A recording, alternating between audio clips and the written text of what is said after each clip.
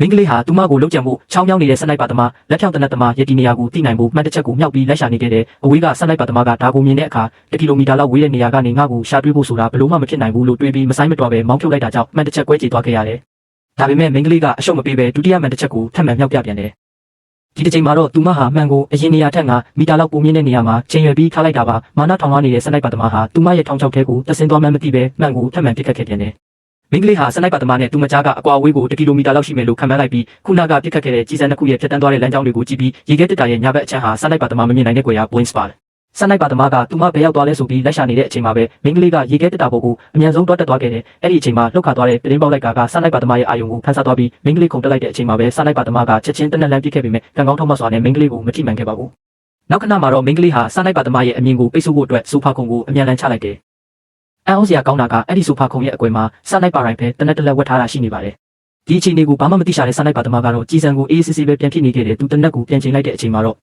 အခြေအနေတွေကပြောင်းပြန်ဖြစ်သွားခဲ့ပါပြီ။မင်းကလေးဟာတနက်နဲ့သူ့စီကိုတက်တက်မမတ်ချိန်ရွေထားတာကိုထိတ်လန့်ပွဲမြင်လိုက်ရတဲ့သူမောင်းဖြုတ်ဖို့ပြင်လိုက်ပေမဲ့အရာအလုံးကနောက်ကျသွားခဲ့ပါပြီ။